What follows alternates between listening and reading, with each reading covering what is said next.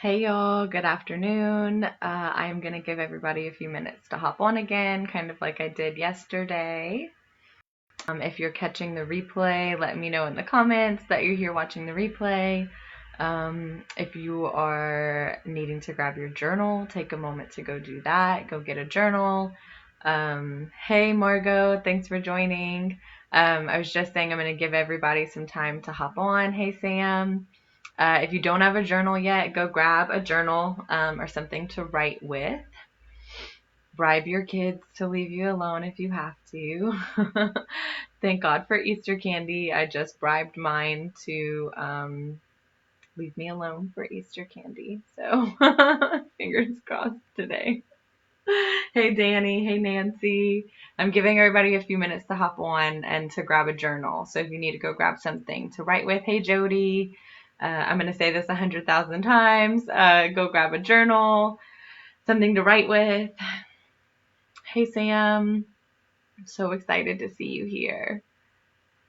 And yeah, for those of you who are here, you've grabbed your journal, let me know in the comments what you're wanting to get out of this. Even if you're watching the replay, there is power in claiming what you want to get out of something. You know, when you show up to do something like this, there's something available in exchange for your time and energy. So let me know in the comments, like, what do you want out of this time here, out of your time? Hey, Jody. Thank y'all for saying hey. It always makes me feel like I'm not just sitting here like talking at myself, you know? So I appreciate y'all when y'all like send up the little hearts and say hey and things. That makes me happy. And today, hey Brooke, I am going to be better. I'm noticing I just have to manually scroll down the comments. It doesn't scroll it for me. So hopefully today I'm not missing y'all's comments. But yeah, let me know what you want to get out of this, what your biggest struggle is. And if you are writing in your journal and you'd rather have your own privacy, like maybe you don't really feel good sharing it yet, that's totally fine too. You can just write it down in your journal. You just get it out of your mind and onto a piece of paper somewhere. Like set an intention, claim the fact that you can get something from giving something. You know, so many moms, we give without realizing that like we need to say what we want. So take a minute to claim what you want. I'm going to give it to like 3:05. Hey, Janice, thanks for joining. Hey, Danny. It's so good to have so many people like just coming together for this. It really makes my heart so freaking happy, especially because I know it's not easy right now. I know we all have family home. We have a million reasons to not be here live or on the replay. So I just want to take a second to honor you for that and congratulate you for that, for making the time and the space for you, for what you want, for what you need. Hey, Kate. Kate says, hello, everyone. Oh man, hey Lauren, how's it going? Yeah, how's everybody feeling after yesterday? One thing I really, really love about like the fact that this is 3 days is that like it didn't end with yesterday. You know, like normally when I do stuff like this, it's like an hour or two long workshop, and then it's like it's over. And it's just like, okay, and good luck, you know? So when I actually went to my sister's house for a little outside driveway social distancing visit yesterday after, because I just needed to ground and, you know, I was really up after our call. But anyway, she was like, oh my God, I'm so excited that like there's a tomorrow. Like we get to do this again. I was like, I know. And then another day. And what this does is it creates a container for us. It creates a bigger moment in your life than just the hour and 15 minutes that we were on together yesterday. Today, I don't think we'll be on for an hour and 15 minutes. Today's topic is one I could jam about forever. Relationships are my thing. This is like the core of my magic because of the lessons I've learned in mine, because my relationships have been so imperfect, and I've done the work to heal and learn about healthy relationship and healthy ways of connecting. I really truly could talk about this all day. So I made a point to write a list of the 5 most common intimacy blocks, and I'll chat about each one for a bit and then leave you with some some guidance at the end, and who knows, we may meditate in there, you know, we'll see. But yeah, so back to the thing about this being a container. So we have more than just that one moment in time together.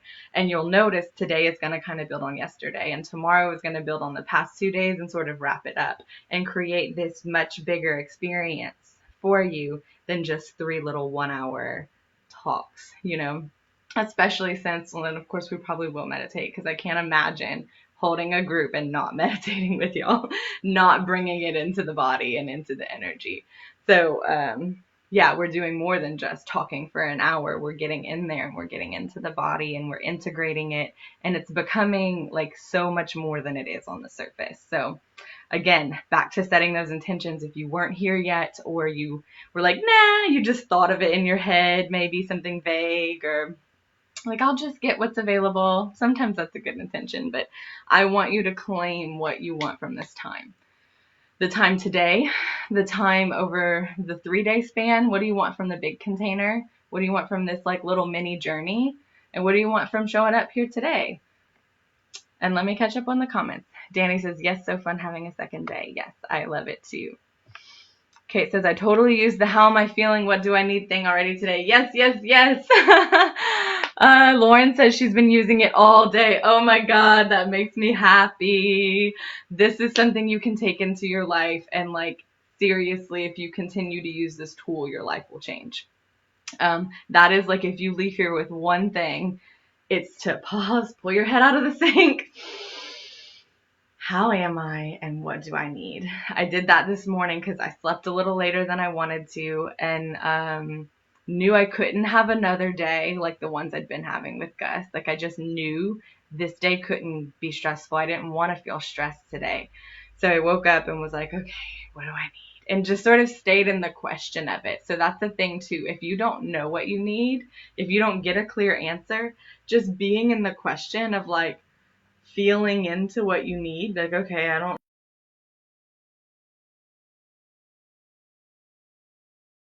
really, let's go do my nervous system stuff. Because lately I've been fixing my coffee, then I go do my morning practices and it sits there cold next to me forever. So it's almost like going to the coffee pot is part of waking up, and now I'm like slowly disengaging from the actual drinking the coffee first thing.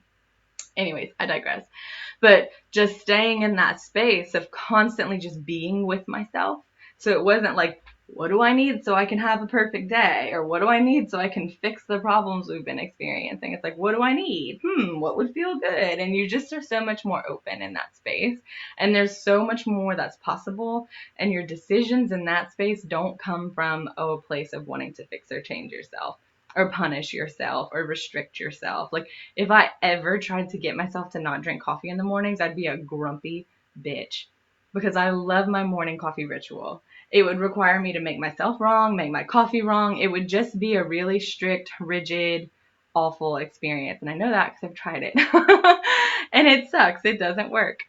And so, but when I'm in this space of just what would feel good, and I'm like, yeah, being able to just be present with my coffee would feel good. And I know right now I feel kind of shitty. Like, I feel kind of tired and stressed and a little like the day feels bigger than me. So I think what would feel good is go and do my shit, go do my daily practices. And then it's like, it's not about the coffee. It's not about what's good for you or what you should do. You're like being with yourself, which I guess is going to take us right into our first intimacy block. And I wrote them down. If you want to write these down too, these are great things to come back to, because I feel like we are all a match to them, at least in some small way. You'll notice. And so, yeah, if you're like, oh my God, I have all of these, it's okay. Don't panic. We probably all do, at least to varying degrees. And the reason I've learned so much about these 5 things is because these things were my life.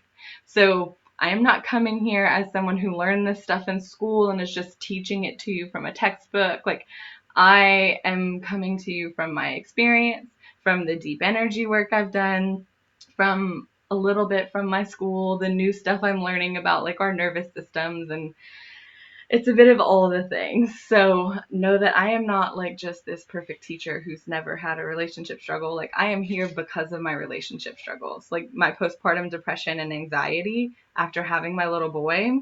led to my awakening journey, and my awakening journey led to my divorce, and my divorce led to the next levels of my awakening journey and me starting this business and doing this work, which I never wanted to do. When I became an energy healer, I was like, this is just something I'm exploring because it was the answer to that, what would feel good question. I had no intentions to be doing any of this. If you had shown me this video 4 years ago, I would have ran for the hills. I would have never started this journey because I didn't think that I was capable of any of this.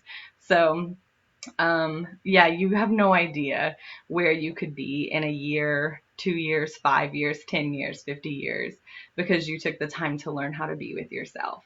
And that's really, if you're struggling in your relationships, I remember every time I would go to my healer and it was like, my husband had a thing with his secretary. There was all the drama. The whole family was involved. Like, there were logical reasons to be like lashing out at him or making him wrong, which actually didn't make me feel good, right? It didn't help anything.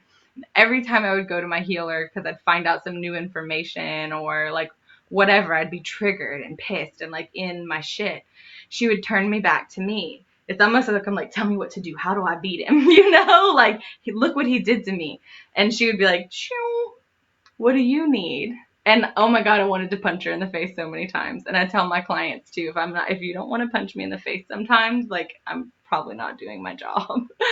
And so, yeah, it's really about learning how to be with yourself. So that takes us to common intimacy block number 1, interpersonal anxiety and editing. So I would love to hear what your experience is like, hey Lacey, of being yourself in your deepest relationships.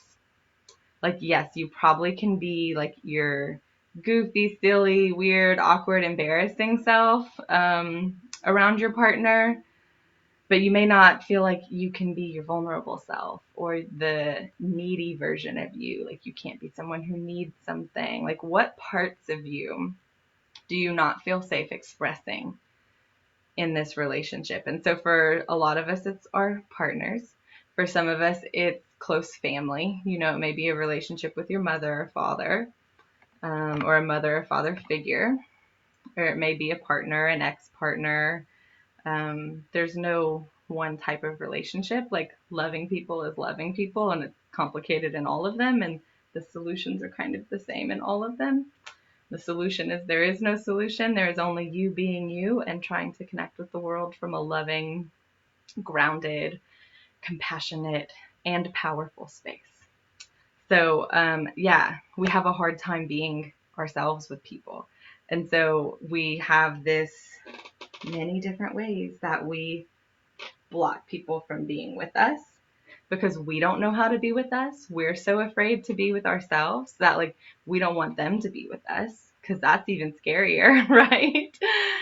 So we're editing, we're wearing masks, we're being perfectionists, we're working hard for the love that we want. Because at some age we were taught, like, you have to do X, Y, or Z to be lovable. Or if you do A, B, or C, you're unlovable. So avoid those things and do this instead.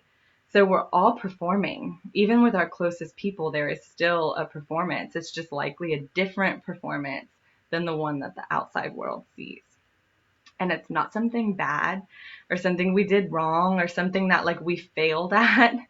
You being a people pleaser or you being a mask wearer, an editor, is you being a highly skilled expert at relationships the way you were taught them. So I'll say that again. You being a mask wearer or a people pleaser, you being someone who abandons yourself to get the love that you need by meeting other people's expectations or editing yourself in some way by restricting or limiting your expression or changing it, is not your fault. That is you being the perfect version of a human in relationship the way that you were taught to be it.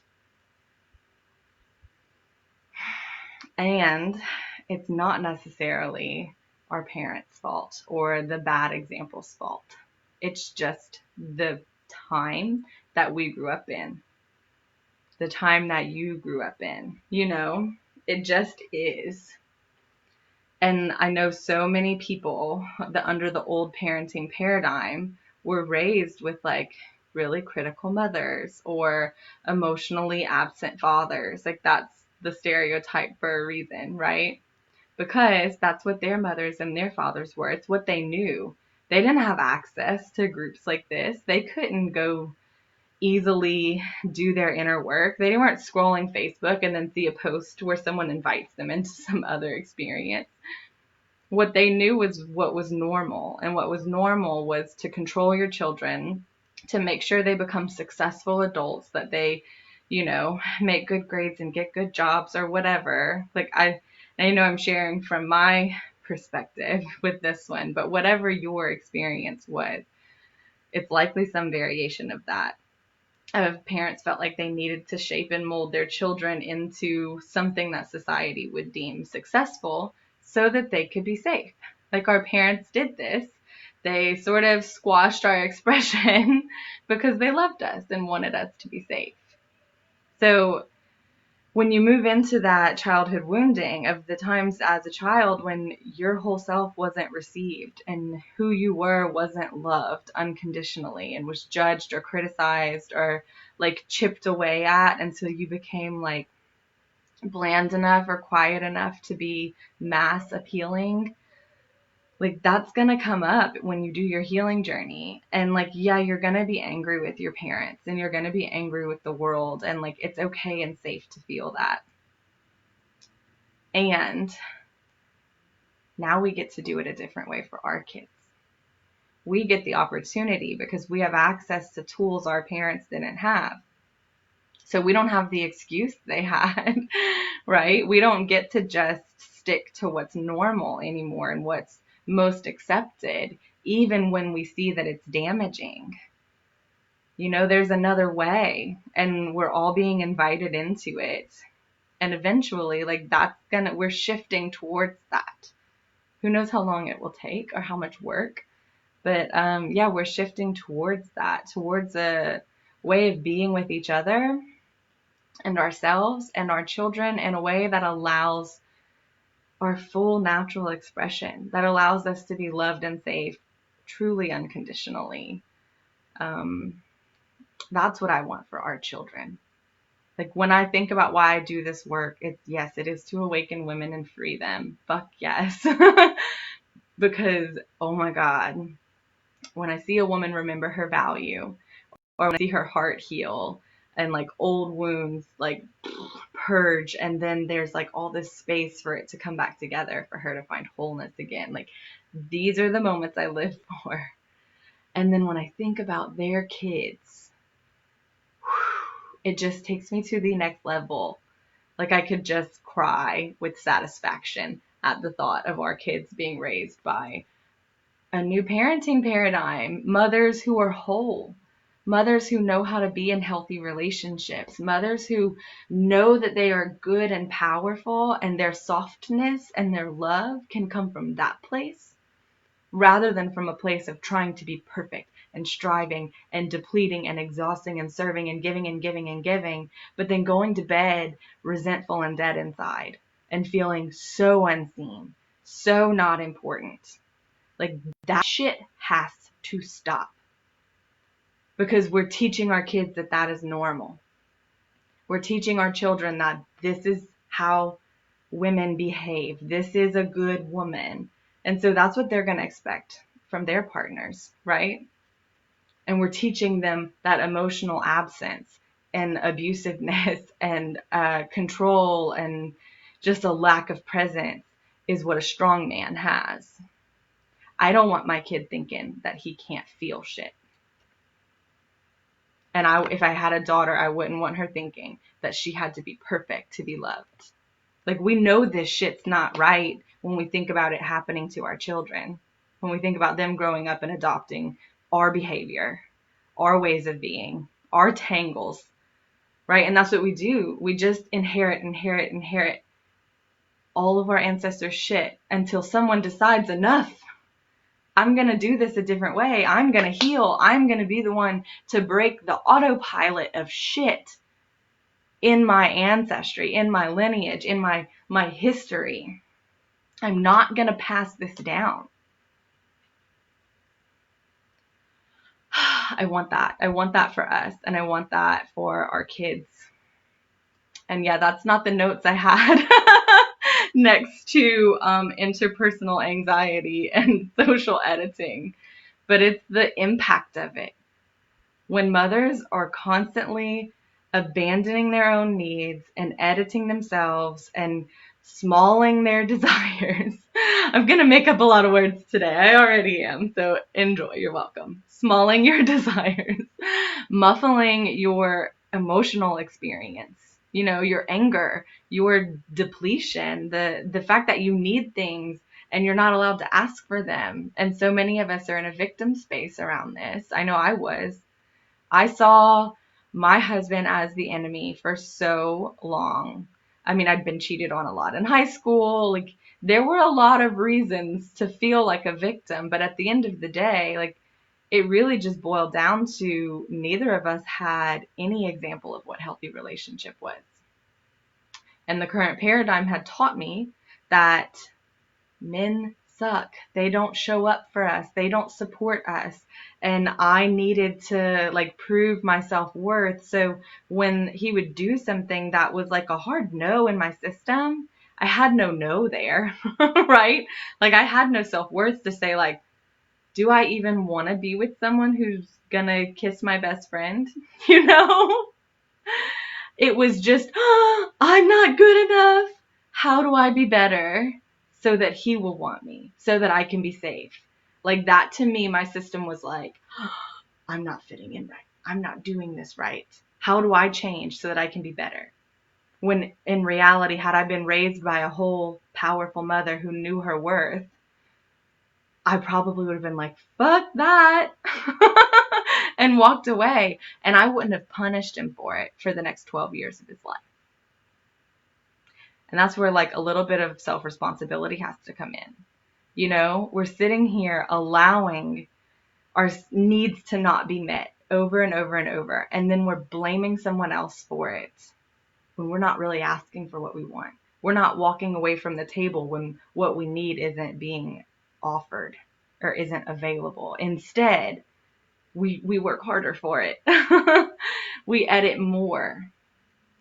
And so this editing is so damaging and traumatizing, and it is deeply rooted into so many different factors. It is not as simple as just being I'm going to show up as myself today. It is about getting into that deeper trauma body, to the experiences from childhood when you weren't accepted, when you were punished or yelled at or screamed or violated, when you were just being innocently yourself. And healing that, learning to be with that part of you, holding that part of you, and letting her live and breathe and get what she needs. That's the work we do here, That's the work I do here, I guess.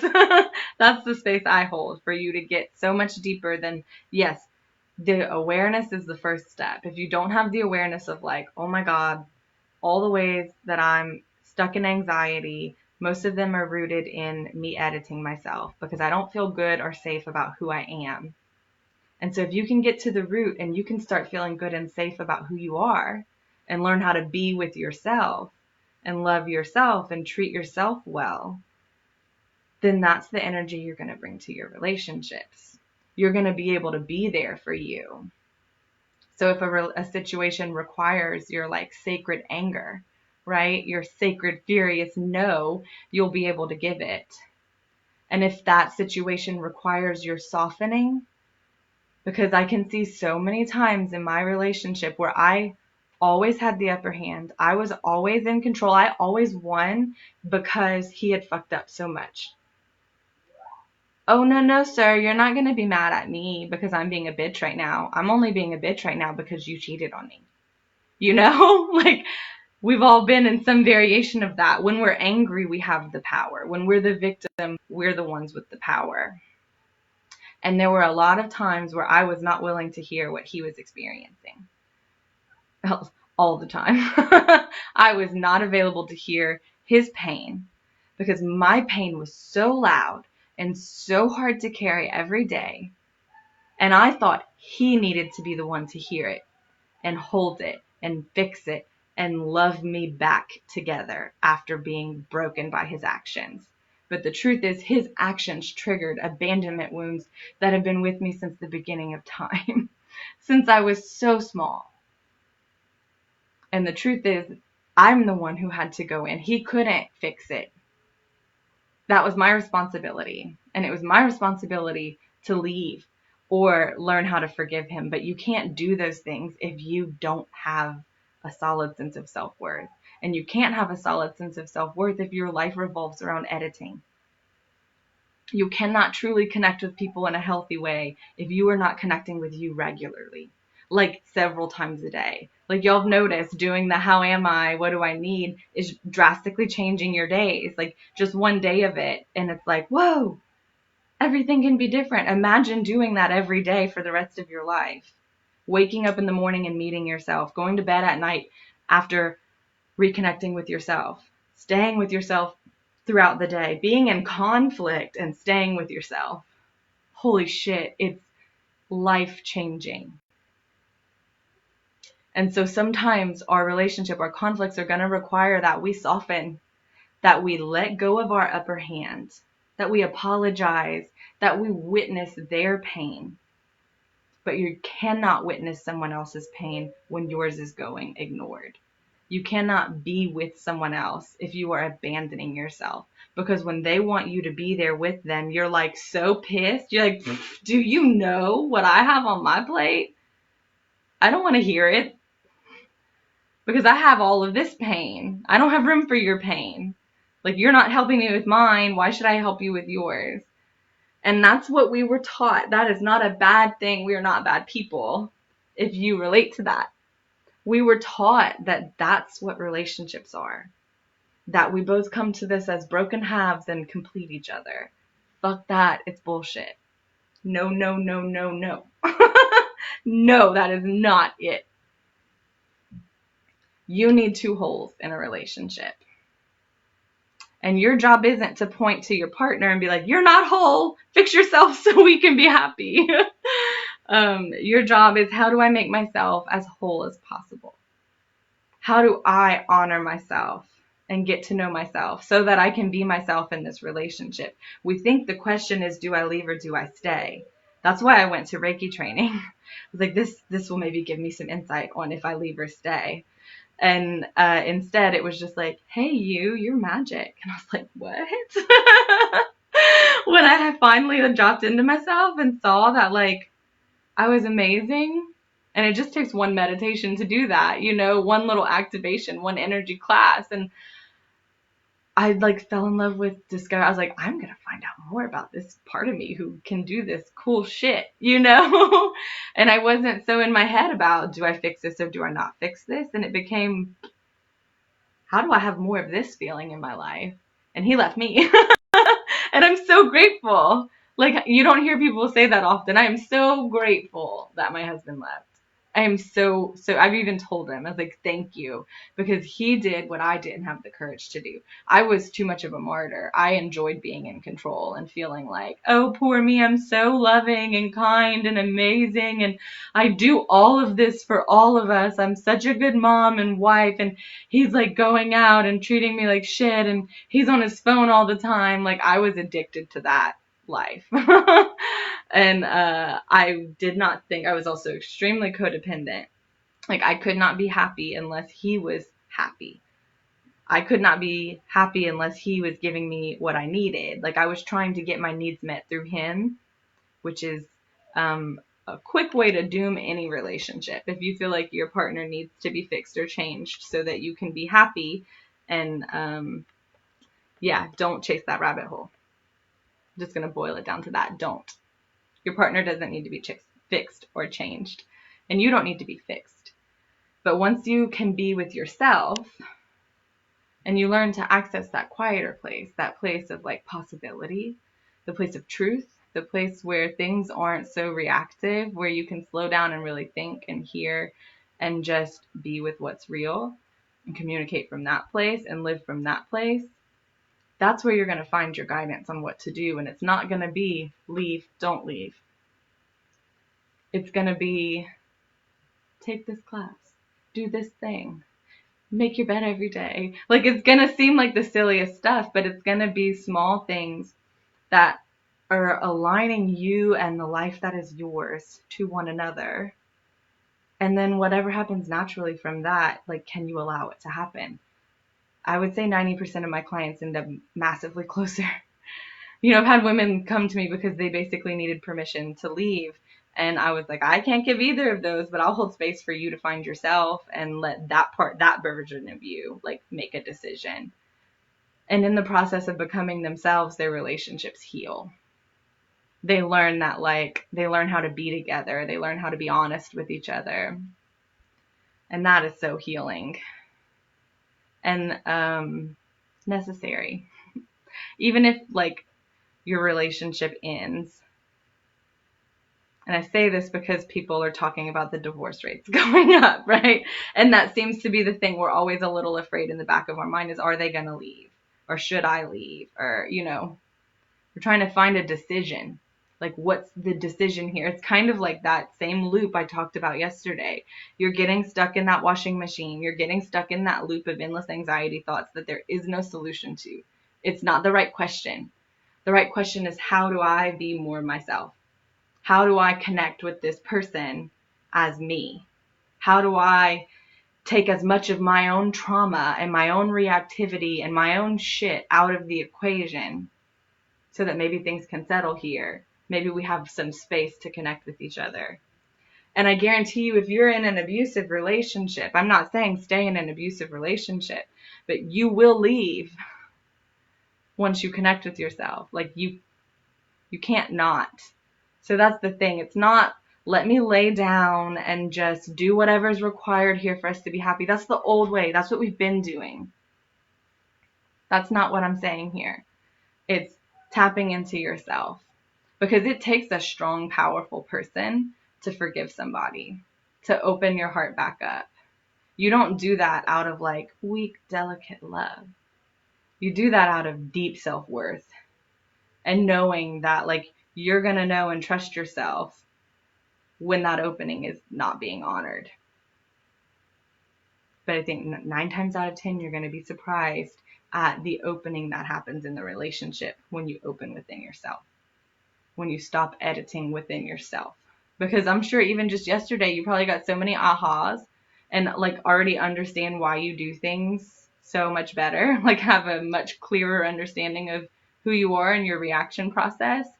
And so when you can bring that information to your partner, like, whoa, I just realized, like, when I'm walking around trying to fix everything, like, I just need a breath and see what I need, Like, sometimes just that, having that conversation can open up so many doors. We all want to be better understood by our partners.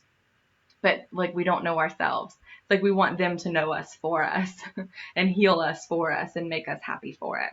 So I'm jumping from number 1, the social editing, to number 5, which is codependency and lack of personal responsibility for our own happiness. This was my first diagnosis. Besides depression and severe anxiety. It was codependency.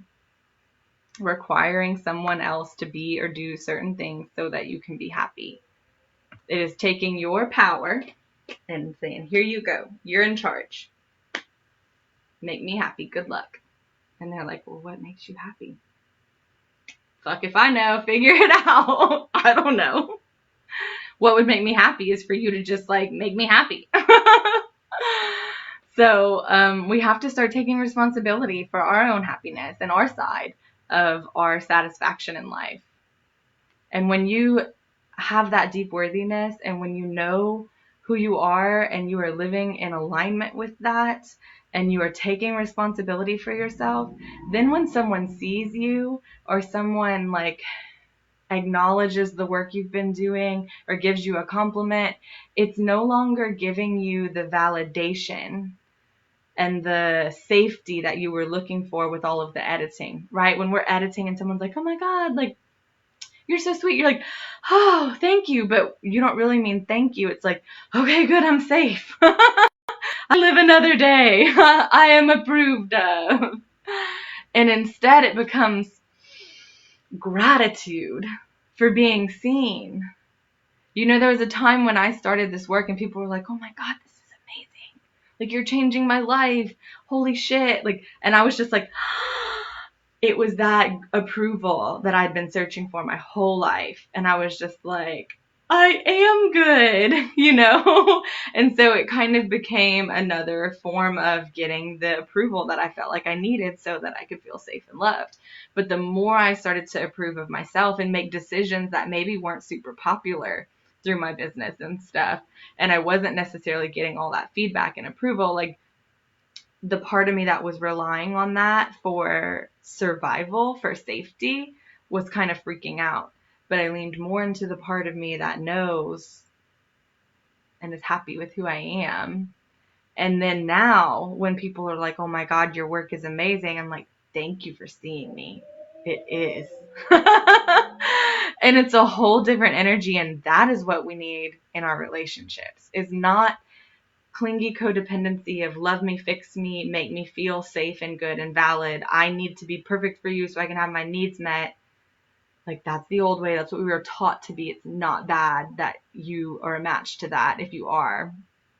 But it's about showing up whole. And when someone sees you or compliments you or wants to be with you, it's not like, oh, good, I'm safe, they want to be with me. Because then when they leave, you're like, what did I do wrong? They don't want to be with me. I'm bad. I'm not good. It's a shame spiral.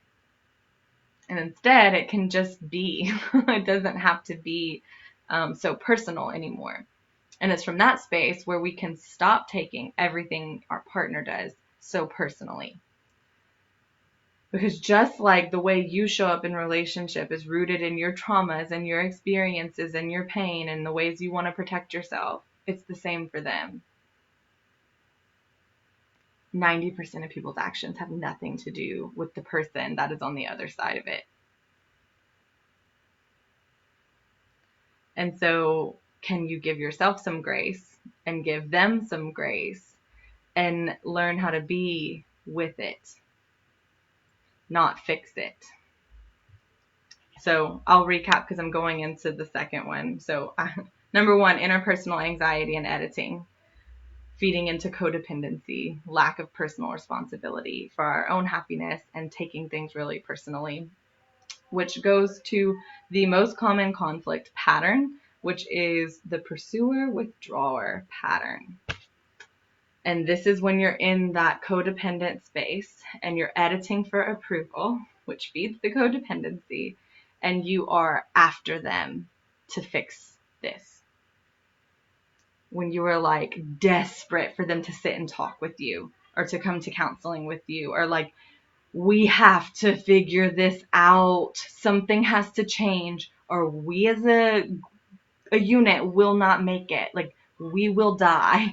This relationship it's like there's a dead flower sitting in between y'all, and you're like, we've got to do something about this. And when they don't want to engage, when they like pull away more, so you're pursuing them to fix it and they're withdrawing more, the more they withdraw, the less loved you feel, the less cues of safety you're getting in that relationship, the less validated you feel.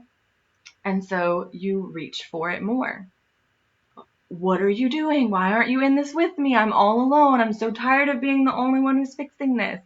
Don't you see this is dying? We have to do something. Talk to me. And they just keep going further and further and further. And we think it's because they don't care. We think it's because they don't love us. We think it's because they think that we're just an awful bitch. And they're just like, please leave me alone because I'm disgusted by you and I hate you and your big emotions. Because that was what we took on as the story as children when we had our big emotions around our fathers and they were like, shut up, you know, or, you know, our mothers called us sassy or whatever. And so we're kind of like imprinting that old trauma on their reaction to our response to trying to fix the thing. And they are pulling away because in their mind, Withdrawing is the only way to keep the ship stable enough that it doesn't overturn. They think truly that if you don't talk about it and you don't poke at it, it's going to go away and it's going to be fine. And this tends to be the masculine partner's way, and the pursuer tends to be the more feminine partner's way, but it's not necessarily male, female, or, you both can take on these roles. It's not fixed. And that's really hard to accept. I remember we went to couples counseling for months and months, paying I think we were paying $350 an hour. And we would leave more fractured than we arrived. And I was like, yeah, this is great. I'm learning about this pattern and I'm starting to understand things. My mind is having a ball because I'm learning a lot. And I'm like, okay, yeah, I can see where I'm doing that. But I had a really hard time accepting that his withdrawing was just as valid as my pursuing. I was like, oh, they're just trying to give him some credit, And he had a really hard time acknowledging that my pursuing him was as valid as his withdrawing. So we both feel like we're doing the right thing to keep this thing from dying. In his mind, if I touch the plant, it's going to explode. And in your mind, if he doesn't touch the plant, it's going to die of neglect. And so if we can just start to see that pattern, it automatically takes so much of the drama out of conflict. And we can learn how to approach it from a different place. So if you notice that your partner is withdrawing from you when you're chasing them, that's when you come back to yourself. That's when you check in. How am I? What do I need? Because it's not always for him to sit and talk with you. And if it is that you need to sit and talk with him, you get grounded in yourself first, sister. You get super clear on how you're feeling, on what's happening in this relationship for you and what you need, so that you can communicate that instead of lashing out from all of the results of not having that. And I promise if you approach him from that place, the withdrawer doesn't feel like there's a bomb that's ticking anymore. And it may take some time. They may not trust you at first. And you may not be able to access that place very often. It's a practice. That was my practice for the first year or so of this work, was just learning how to disengage my pursuer and create safe space for us to meet in the middle and communicate. And if they meet you in that space or not, it's totally up to them. You have no control over that. It's totally up to them. But I promise you will see better results if you can get grounded in yourself and approach this from a more embodied place rather than a panicked frenzy disguised as anger or frustration or lashing out. So yeah, I would love to hear if anybody relates to that. I know just having that named just changed my whole life. And then that comes to our final, no, not our final one, almost our final one. We're going to cut this one a little short. The failure to communicate clearly because you're trying so hard to be good. So this is something that we do because of our social editing. We don't want to tell our partner that they hurt our feelings. We feel like we're not allowed to have hurt feelings. We're not allowed to tell someone that they hurt our feelings or that we're angry with them. We want to pretty it up. We want to fix it. And so we don't feel what we're really feeling. We stuff that inside and we try to be nice instead. And they're not getting the clear information that they need on what you need. Brene Brown has a saying, clear is kind, unclear is unkind. So we're all going around trying so hard to be nice in the way that we talk that have you ever got a text from someone who's inviting you over and they're like, but if you don't want to come, don't worry, it's no big deal, it's fine if you want to stay home. And in their mind, they don't want you to feel like you have to come over. They're like, oh my God, I want this person to come hang out, but like a mom friend, right? And you're like, oh, but I don't want her to feel like she's obligated to. So let me make sure she knows she has a way out. So that, I don't seem like I'm demanding for her to come to my house. It's I want to be nice, right?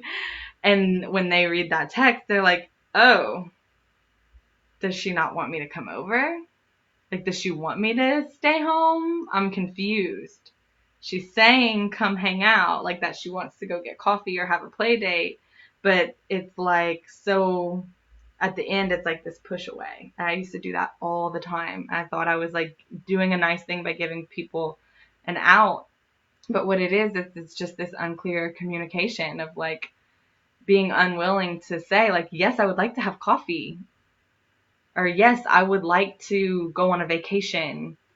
You know, we're afraid to say what we really want because it's like, what are they going to think? Ranging from, will they think I'm weird, to, is this bad and dangerous? Will I be punished for it? You know?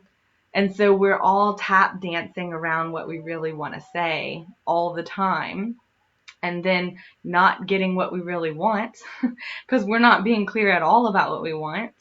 And then we get mad because of all of this old trauma that gets triggered. And we're like, oh my God, why can't you give me what I want? To life, to our partners, to our people. And it's like, if we can learn to access that clarity and that truth and that groundedness and communicate more clearly, like that is the kind thing. We think it's nice to pretty things up. You know, like a lot of people will ghost because they don't want to be bad. They don't want to be mean. They don't want to hurt someone's feelings, or they don't want to feel bad. They don't want to be uncomfortable. But it's disguised as, oh, I don't want to hurt their feelings. You know, if you have a friend that you're having a problem with and you're not going to tell her how you're feeling, and so you're skirting around it all the time, it's like, well, I don't want to hurt her feelings. And the truth is, you don't want to feel uncomfortable. Telling someone, hey, I don't like the way you've been acting lately, or hey, I don't feel valued in this relationship, or whatever the thing is that you're wanting to bring up and feel like you can't with your friend or your partner. We say we're avoiding it to be good. You know, oh, well, I'm not going to ask to spend money on me because like I'd rather just spend it on my kids. Like, I'm happy if my kids are happy. Or like, he works so hard, like I don't really feel like I need anything. Like, I just want him to be happy. I'm fine with him spending all of this like on him because like he works so hard, and like if he's happy, I'm happy.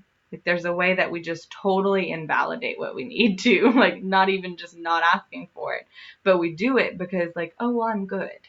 This is what a good mom does or a good friend does. But the truth is, relationships are hard because they require us to do uncomfortable things. And those uncomfortable things aren't the things we're doing right now to abandon ourselves. It's not all the ways we're bending over backwards for people.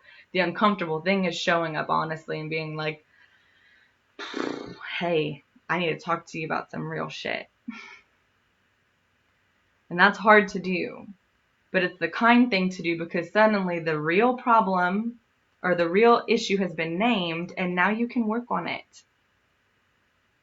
You know, when we're skirting around stuff, nothing can feel good. But if you're willing to get really uncomfortable and be super honest and clear, even if it is to a mom friend, hey, you seem fun. I'd love to hang out at the park one day and get the kids together and get to know you. How happy would you be if you got that text from a mom friend? You're like in your car and you're like, oh my God, I was so weird and I have a stain on my sweatshirt, and you get a text from them and they're like, you seem fun, let's hang out, I'd like to get to know you. That would make your freaking day. But we're not sending texts like that because we're so afraid of being rejected. Or if you would tell your partner, hey, I don't really like having sex because I just am so insecure about my body. That would just ease up a whole lot of stuff, right? Or hey, so one thing, my husband used to get so mad because like I would always be behind on the laundry and the housework, and I thought I was just a lazy slob, like whatever. But one day I realized like, okay, I'm just having a hard time keeping up with all of this because I'm just really overwhelmed. I didn't have the tools to say that or to know that. And saying that after the fact, like in our divorce, he's like, man, yeah, I get that. Like, yeah, you were depressed. Of course you couldn't do the laundry. But I didn't even know I was depressed because I was so busy trying to fix what I was feeling. It took me 1.5 years to get counseling. He was like, yeah, he was 1.5 years. And that's when I got diagnosed with my postpartum, when it was like super late. Had I been able to have that conversation, things could have been very different. I remember after the fact, us being able to talk about how he was really scared about becoming a dad and having a baby. And so he had started going out all the time. And like, he had never gone out before that. So it was a huge, big deal. And I felt abandoned and alone. And I didn't tell him, hey, I feel abandoned and alone when you go out. I didn't have the tools. I didn't have the language. I didn't have the self-awareness. Instead, I was like, did y'all have fun?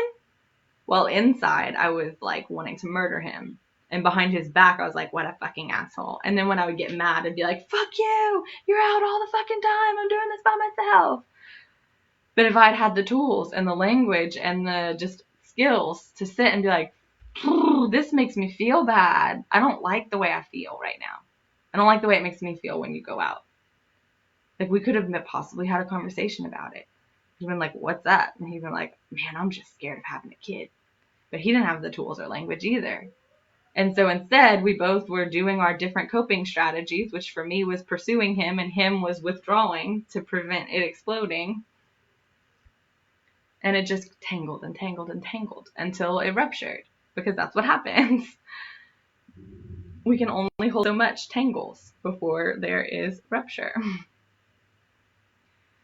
And so, yeah, this is the work that I do. This is what I help women with, is to learn how to have these conversations.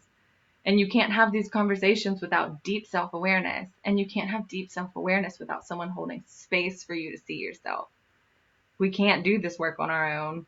I'm still constantly working with healers and coaches and stuff when I'm wanting to create a new change or do a new thing. Like when I'm wanting to step into something new, I'm like, who's going to help me with this? Who's the person that is able to support me into this next phase?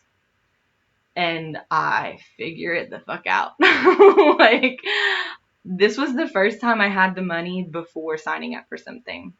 I had actually just asked my dad for money to invest in my business because I felt like I'd never had that. And I was like, I need that. And so I had the money and I was looking around. Okay, I'm doing this thing. Who's helping me? And I almost hired a business coach and was like, nope, a JDEG class. Because that's what makes me feel like me. And I knew, like, me transforming my business. And so I'm saying my business because right now that's my number one relationship. Like, this is my priority, is getting this work to as many women as possible. Whereas with you, your relationship is likely your home and your house and your spouse or your partner. And I knew what I needed was not a business class. I didn't need just logic. I needed skills. I needed something that was going to make me feel like me and make me feel whole and inspired. Not something that was going to fix me. The business coach had told me, you just haven't healed blah, blah, blah, and that's why you're not making money. It's really easy to make money. You just have to fix yourself, basically. And I was just like, that feels bad.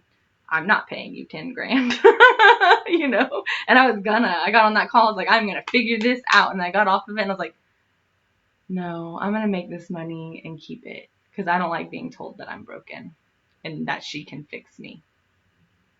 Ew. I hated it.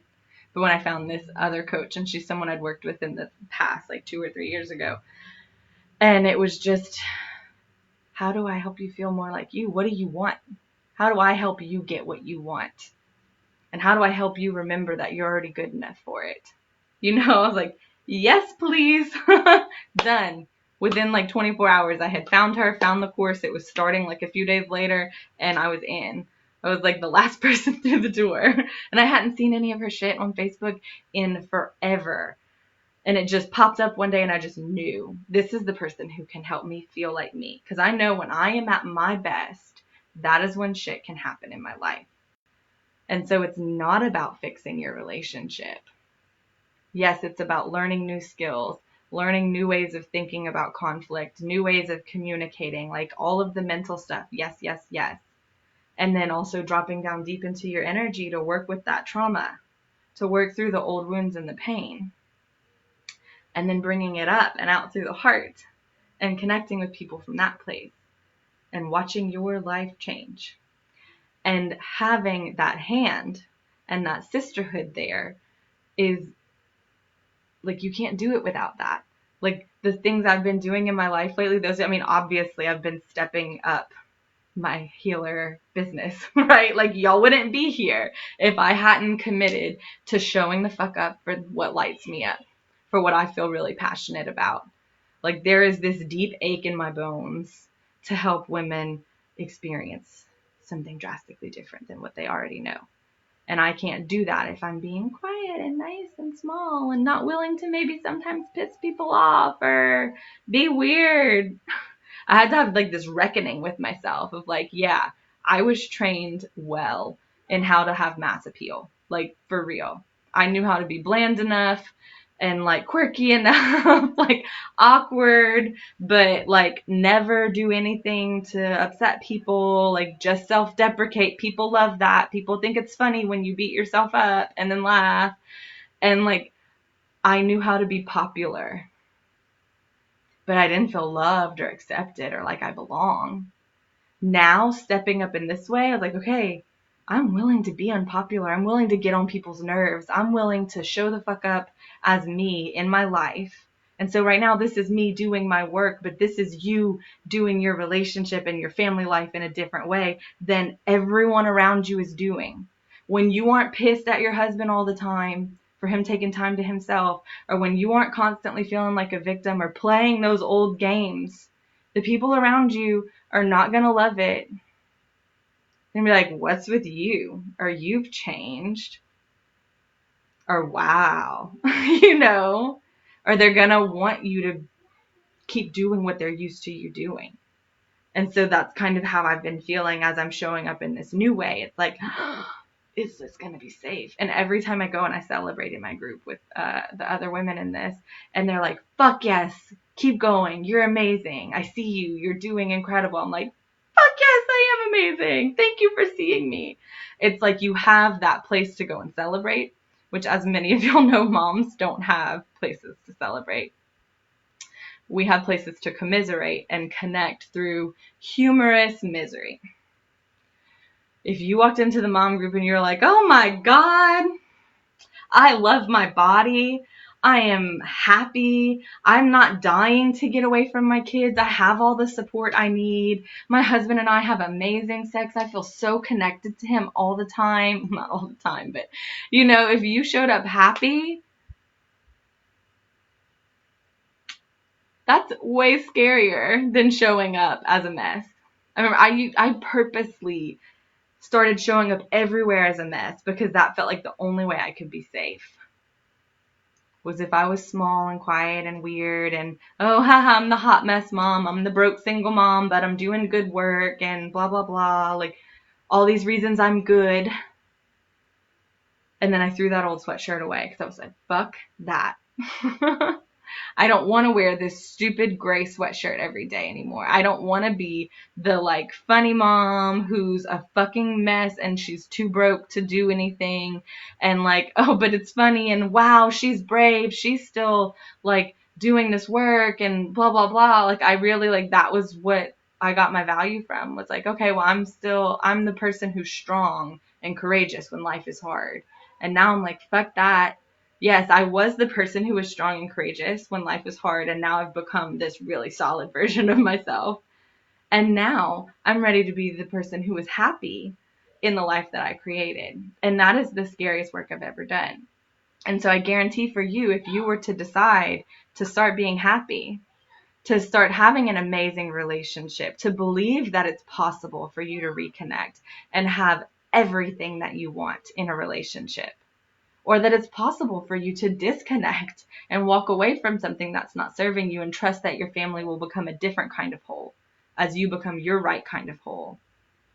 Like, that's incredible. And it's going to feel scary as hell. And you're going to need a place where you can celebrate, where you're welcome and you're belonged. And you're not just like accepted, allowed to be there, but where people can be like, yes, you belong here. We love you.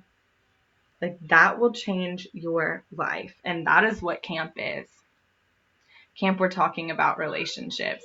You're going to have homework, skill building exercises for your partner if you're someone who's struggling with relationship stuff, or to get clear on what you desire in your relationship. I know so many moms are afraid to get clear on what they want in a relationship because it's different than what they're experiencing with their partner right now.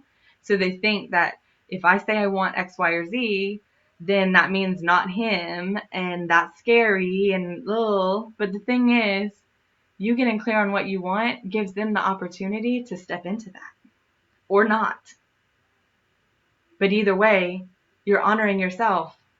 The ultimate thing we can do that is dangerous is to abandon ourselves. We feel like we have to keep everything happy at all costs, or everything goes to shit. No, you have to stop abandoning yourself, or things will continue to feel like they're on the verge of going to shit. I'm sorry, all my dress broke at some point. I'm just busting open the shit, even the old ways of being a dress. But for real, if you feel ready for a drastically different experience, and you know that you are ready to invest in yourself, to do whatever it takes to step into that next level, like you realize, like you no longer want to be codependent. You don't want to be self-editing. You don't want to be passing this trauma onto your own children, that you want a different experience, that you want to know how to be with yourself and be with your kids. Like, it's taken 4 years of healing to be able to play with my son, and that could make me just fucking cry, because it's one of the things I felt the most like a bad mom about, because I've always hated to play. I didn't have energy to play. I mean, I know I talked about this yesterday, but it's like only through allowing myself to have joy, through allowing myself to be me, allowing myself to be fully expressed, that I can let him be self-expressed and not make him wrong, try to make him smaller. And I can tell him, I don't want to play right now. If y'all watched my Instagram stories the other day, he's like, I want to snuggle in bed with you. And he's like pulling on my hair, and it's like, I don't. I love you, and no. But then, because I'm saying no when I don't want to, because I'm being honest, clear is kind. Have you ever sat down to play a game or do something with your kid when you didn't feel like it? How did that go? Was it fun? Was it enjoyable for everyone? Was it great for like 20 minutes until mom was like, fuck, and snap, and you're like, okay, we all have to go back inside. Or everyone else has to stop, like, I need to go rest. And you're just like done. When you say no in those moments, like, yeah, they're going to be disappointed. And you're going to love them anyways. You'll be able to be there with them in their disappointment and be like, I know. Sit with them while they have their fit. And what they're going to learn from that is people stay when I'm not perfect. When I'm having a hard time, when my emotions, when life feels bigger than me, people stay. Even when I'm not being perfect. That's a powerful thing to pass on to your children. Think how that would have changed your life. And then when you're able to say yes, you're a full body yes. You're there, you're with them, you're playing, you're connecting and engaging with them. And then they feel like, oh, that's why mom doesn't want to always play sometimes, but like when she does play, like she plays, she's here. That's the kind of mother I want for this next generation of children. And I want that for you too, because then you're not in your head of I feel like such a bad mom all the time. How do I fix this? What do I do? Like, you just know that you're lovable no matter what, that people stay even when you're imperfect, that you are still belong here even when you're not perfect. And the more you do that with yourself, the more you can bring that energy into your relationships. So just like we're not skilled at being ourselves on our own, we're not skilled at being with other people. And when you practice being yourself more often, it's so much easier to be that way with other people. So if you can be gentle and compassionate and like a massively loving space holder for yourself, think about what you're going to be able to do in your relationships differently. You'll be able to sit with your kid in their tantrums. And yeah, not every time, obviously. But then on the times when you can't, you'll be able to go in and repair and apologize. Let them know, like, or when you're in a bad mood and you lose your shit and you can tell them, whew, buddy, sorry, mom is just really overwhelmed. Mom's having a hard day today. And they know that, like, your bad mood isn't their fault. And they don't grow up thinking my behavior affects other people and I'm responsible for how they feel. And so there's a way, all of us martyr mothers who are like, everyone's gonna die without me. I have to make sure that like everyone is happy. What we're teaching our kids is that other people are responsible for our emotions. We're perpetuating the cycle. My partner or my mother or other people have to take care of me. If I'm in a bad mood, it's not my fault. It's because of something they did. But if you're the person on the other end of that, and that person's like, I'm mad at you because you did X, Y, or Z, and you can see so clearly that it's really not about you, like it just creates all of this conflict. And so if you want to end this shit and step out of that mind fuckery that is the old way of being a mother, the old way of being a partner, I would love to have you in camp.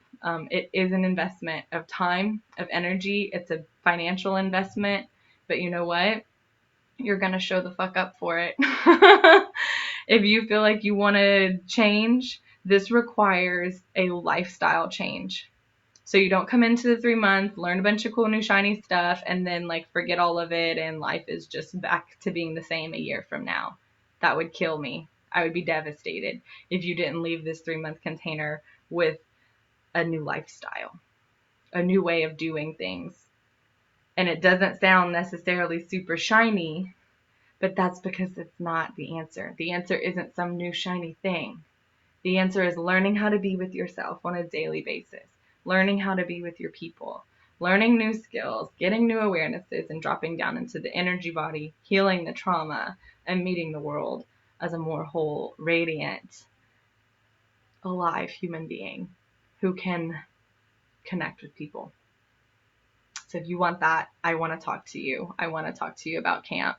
We start in a couple weeks, like a week and a half. We start on the 27th. It's 3 months, weekly classes, plus one-on-one energy support, plus daily practices and homework. So like you're going to be in it, but your homework is going to be, about your life. You're going to have to be willing to create space for yourself. We'll have 4 energy healing sessions that are 75 minutes, and you're probably going to want time to journal after them or before them. So you're going to have to be willing to find some space for yourself. And I will do evening sessions because I get it. We're all home with our kids and not everyone has another partner around to watch the kids. So I'm fine with getting creative with the schedules, but you're going to have to get creative on making the space for yourself, on showing up and doing the work when like you don't want to show up and do the work. You're going to have to show up and have the fit when the new way feels hard. And I'm going to hold you and I'm going to be there and be like, how hard was your old life? How hard is life right now? How hard are your relationships? The new stuff isn't hard. What's hard is the programming, the conditioning, the societal beliefs and limiting shit that you're going to have to overcome. You're going to have to be birthed through it, right? That is your birth canal, is saying no to all of this old programming and conditioning. That's going to be scary, and that's the shit you need support with. So it really could be as simple as like exercising and meditating every day can change your life.